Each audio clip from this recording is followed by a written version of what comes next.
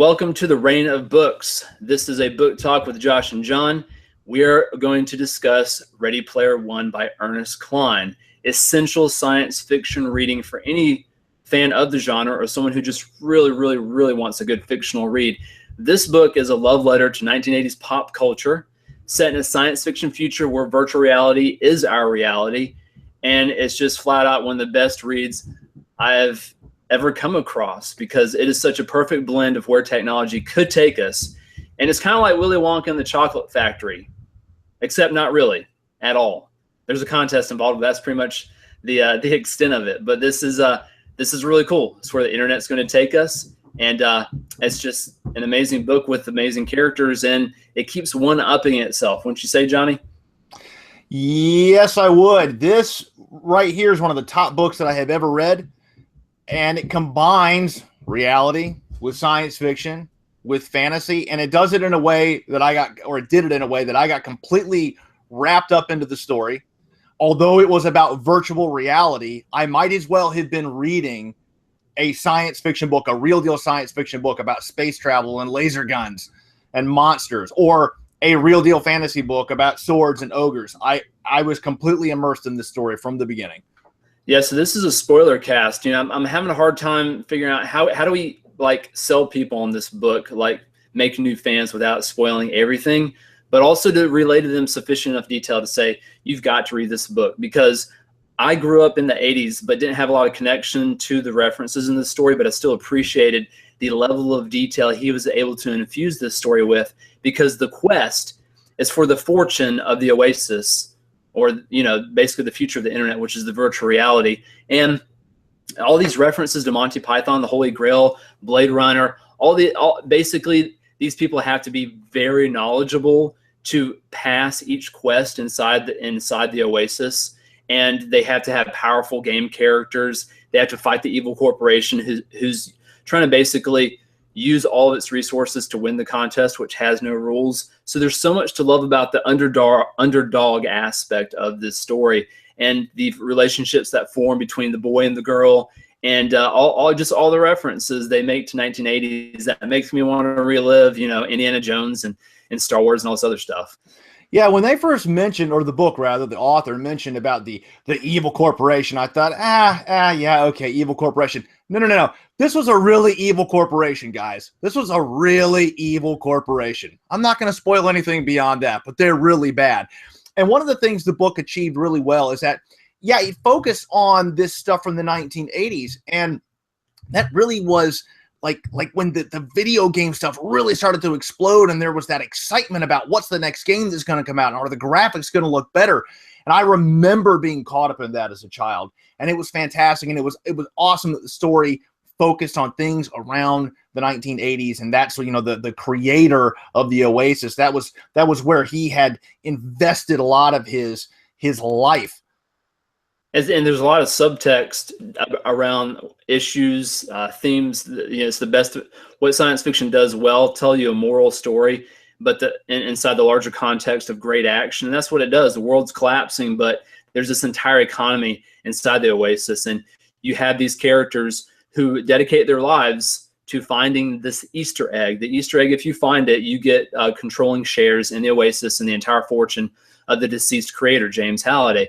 But the kids, you go through these improbable steps to actually be the first ones to beat this evil corporation, to finding the first of three keys, then the second of three keys. But you're never for sure if they can actually beat the bad guys. And I love the ups and downs of each of the characters go through. My favorite part is the introduction between Artemis, the girl who's a famous egg hunter, or Gunter, and Parsifal, this poverty-stricken kid who stumbles upon the first key, or the location of the first key in the challenge, because he's on the right planet at the right time. Super poor kid, has nowhere to go in the Oasis, has no credits to travel anywhere and fight super awesome battles and fly, you know, TIE fighters and go to parties on these crazy worlds. He just is stuck on this planet, but he finds the first gate, and he plays an arcade game against this evil giant character to win the first key, and then that's when he meets Artemis. And 5 years it takes, though, Johnny, 5 years, and then no one's found anything, and things kick off at that point. So really good climbing action, and I'm just trying to quickly just run through, the setup, because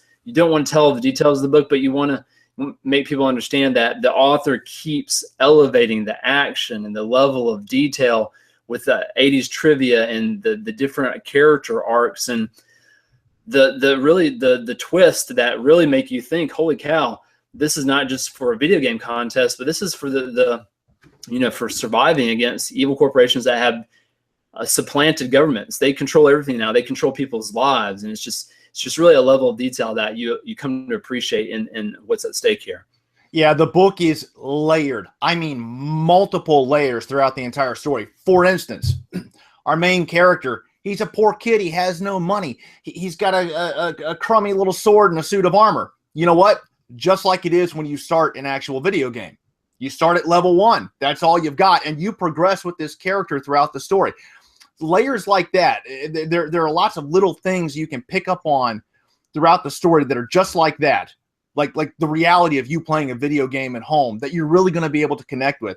Something else I thought of was that this was virtual reality. It was so real that people could lose themselves inside of it, which is what our main character and Artemis and a couple others that you'll be introduced to do.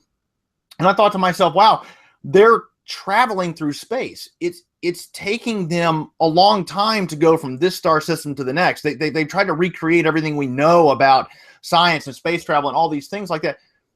I never considered virtual reality as being the future. When I think of the future, I think of, oh, we're going to build a spaceship. We're going to travel to distant planets. What if we immerse ourselves in virtual reality? Were they not traveling to distant planets? I know it wasn't real, but yet it was real. And so the layers in this story just keep you thinking. And at the same time, you have a great story about people coming of age, fighting an evil corporation, and an awesome climactic ending to the story. It's all around a fantastic book. Now, Johnny, a lot of science fiction authors have posited what will the future look like. That's the nature of the genre. But like you said, this book fully executes what does that virtual reality look like. And he creates such an immersive experience. You feel like you're there. You feel like you're going through the story with the characters, and you can put yourself in their shoes and their experiences, how this is their life. The real world is like a desolate wasteland. It literally is the decline of human civilization.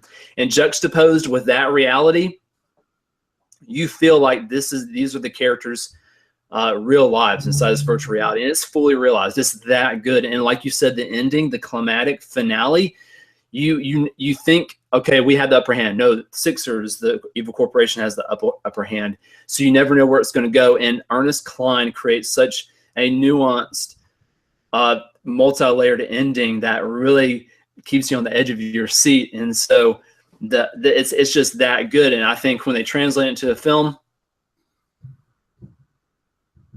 the controls of this out, hopefully he can do it justice, because they got robots, flying robots. They got half of civilization, huge epic battles fighting here on this one planet for keeps, for the ultimate game prize and the future of the Oasis, obviously. Yeah, and you're going to get a lot of nods to a lot of things that you may know about or you may not know about. I honestly, this played such a small role in the story, but there's a big nod to Voltron in this book, and there was a throwaway line associated with it, and it was just absolutely fun to see these little pieces get pulled from my childhood and put into this story in the most unique way that I've ever seen. Some of the battles in this story are the most unique that you will read. I'd also like to say the end of the book had a lot of layers too, but I think the book ended as perfectly as you're going to get a book to end. Yeah, we can say that, it addresses the issue of what is reality. Should we live in the real world? Can technology help us? Can it become evil? Yes, all those things. And really, without beating you over the head, it does, again, tell you a moral tale and make you, ponder ideas about, what is life? What is experience? And, what kind of relationships do you want? So that's all heavy stuff. But, man, it's a killer action book. It is a killer action book. So go read it, because I think this will be a classic. 10 years' time, we'll find out if people are still reading it. Ready Player One by Ernest Cline. Take care.